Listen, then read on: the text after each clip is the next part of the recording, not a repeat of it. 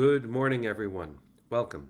My name is Menachem Creditor. It's my honor to serve as scholar in residence and rabbi for UJA Federation of New York. We bring you Torah and music, blessing, and community every weekday. We've been doing so since March 18th, 2020. Today it is Friday, June 12th, 2026.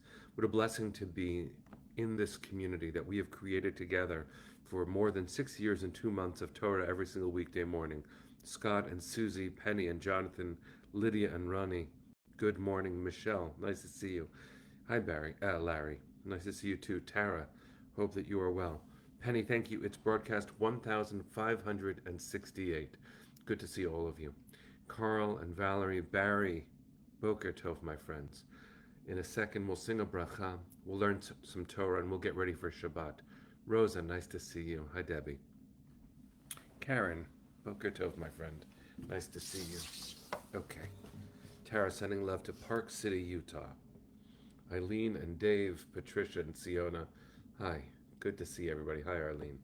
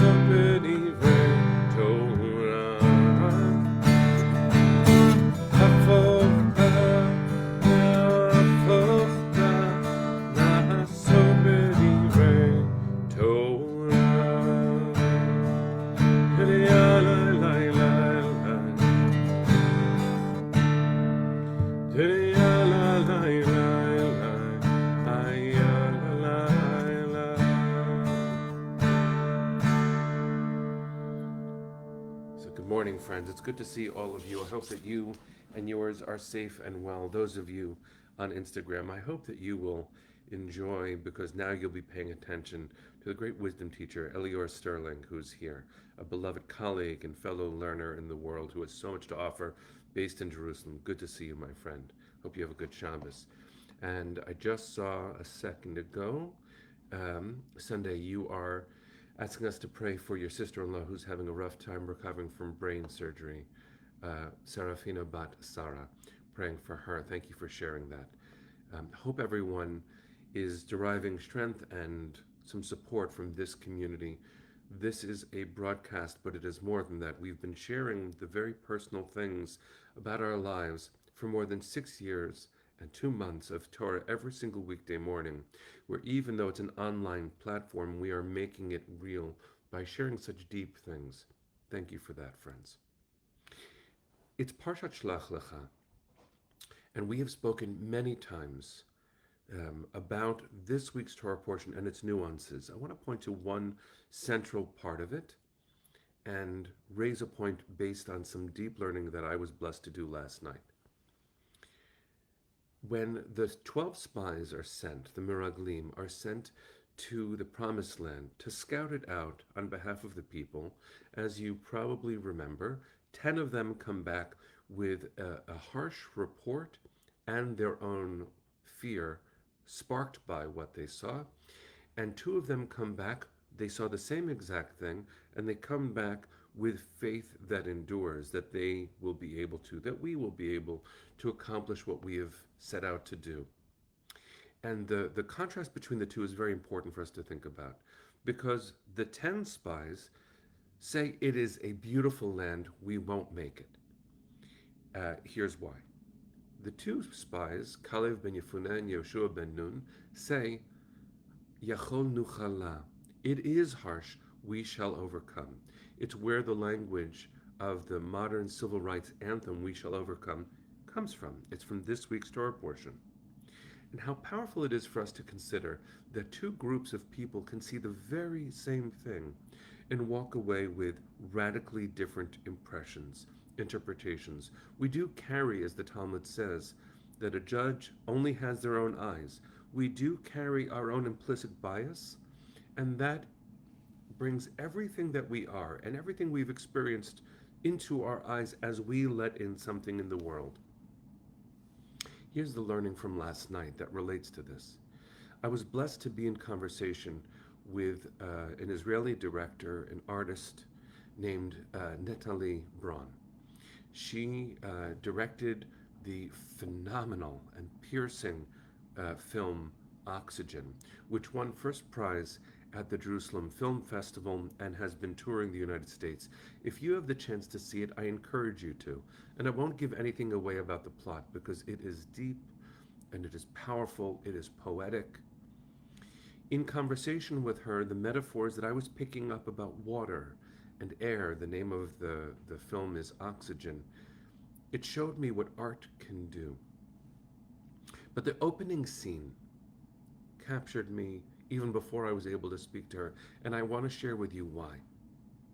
The opening scene of this film is a sixth grade class. I believe there are sixth graders or so. And the sixth grade class in Israel is reenacting the battle for Jerusalem during the 6-day war. And it is actually it's kind of a class play for anyone in the United States who's ever gone to an elementary school play. It was done with the same awkwardness and script reading and a teacher in the wings mouthing the words with her students. It's very powerful.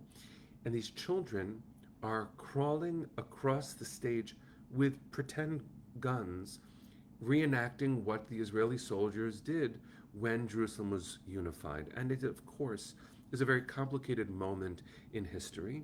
If you know the history of Zionism, you know that the military leadership had not planned to enter into the old city, but because of the surprising victories that were being achieved on the battlefield, the decision was made to go and reunite the city, including the ancient quarters. Here's where perception plays a big part, because I'm watching that film as an American Jew, as someone who loves Israel desperately and who knows the history. And I'm thinking to myself, these children are crawling on their bellies carrying guns. And there's an artificial sound piped in from the loudspeakers of gunfire. Now, of course, these children in Israel will all be part of Tzahal, will all be part of defending our people, and so it shouldn't be strange to me that this is part of their education. But I heard in my ear a comment made by a dear friend, Amanda Borsheldan, who is the host of the Times of Israel Daily Briefing. She interviewed and reviewed this film with a fellow film critic, and they said, what will this feel like for non-Israeli audiences? Because for Israeli audiences, it's complicated enough to inherit this battle ethos and the victory that is surrounded by gunfire. I don't know how to speak from within that experience because I have not been part of that experience. But for an American to watch the film who doesn't know what I come with because of my background, it would be a very different experience. And I wonder if the purpose of this Parsha isn't precisely that. I wonder if the purpose of the Parsha is to present a reality that is very harsh and to make us watch the interpretations of two different groups who come with similar humanity, who come with a hope that things will be okay, but some of whom watch this, witness this, see what's ahead, and they say, no, this is not what we're going to do. And some say, yes, this is what we're going to do. To see the same thing and to have two very human responses is natural, is human. Of course, tradition sees the 10 spies who bring back the harsh report as having done the wrong thing. And the punishment they endure, they receive in the Torah and then on the pages of tradition, especially given that this was a sacred journey on behalf of our people who had just been redeemed from Egypt and were on the voyage to the Promised Land. But a question is really worthy here. A question is worthy. When the 10 spies said, "No, we can't," perhaps what they were saying, and I learned this from my wife, who herself learned this as part of her rabbinic studies at the Academy for Jewish Religion. Perhaps what the spies were saying when they said, "No, we can't," is, we can't do this yet. We're not ready yet. And they get judged harshly by tradition. And yes, the way they reported the facts creates panic within the people. But perhaps that panic is because this is scary. Now, what we need in response to fear is courage.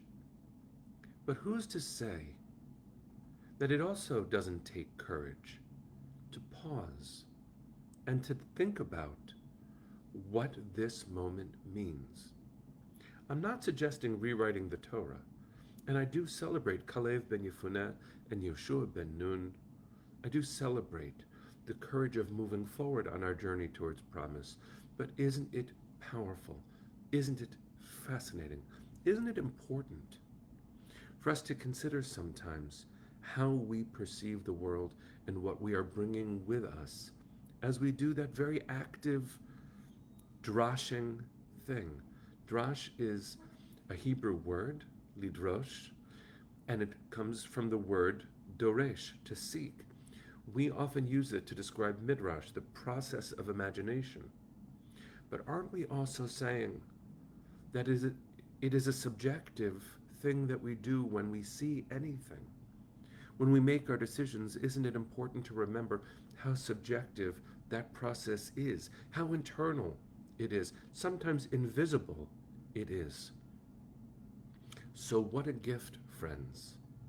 What a gift to have works of art like this film Oxygen, which I do hope you'll see, to challenge us, to provoke us, to make us think about our own seeing, to demand of us a new approach. Should we in any way dismiss the power of Kalev ben Yefuneh and of Yoshua ben Nun? Of course not. It's heroic what they do. Should we in any way impugn the valor, the strength, and the sacrifice of Tzahal? Never. The worthiness of this journey forward, certainly through uncharted territories.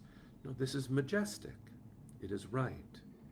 But the tactics and the strategies and even the language that we use to describe what we do and what we've done and who we are and how we see, isn't it important to pause and to wonder how ready we are for the next decision, to be humble about our use of power, to be thoughtful about what we do and the impact we have?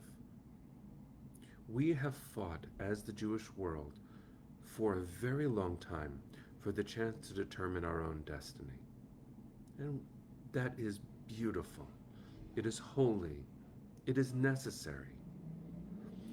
But given how far we have come, let's give ourselves one additional gift: to be thoughtful, to let art reflect us, to be mirrored by art itself, such that we watch ourselves watching.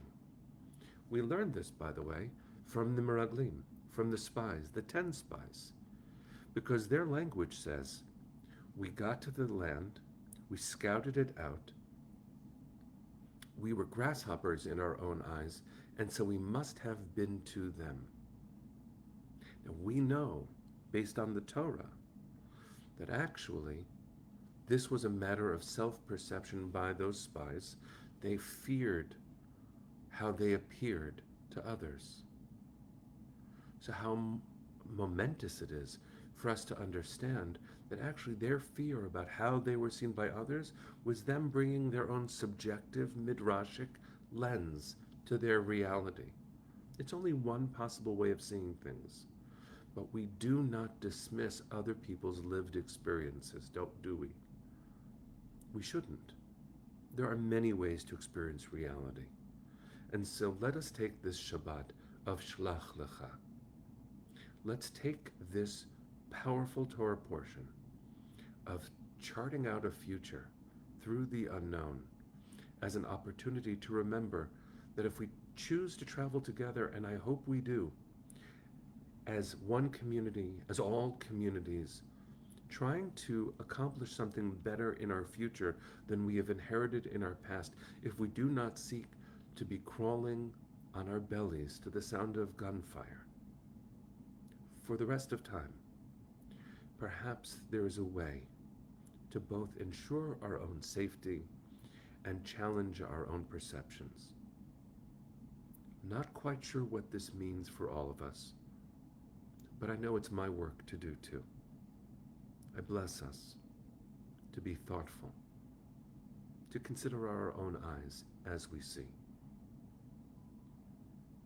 Let's send our hearts to the east, friends. Let's sing.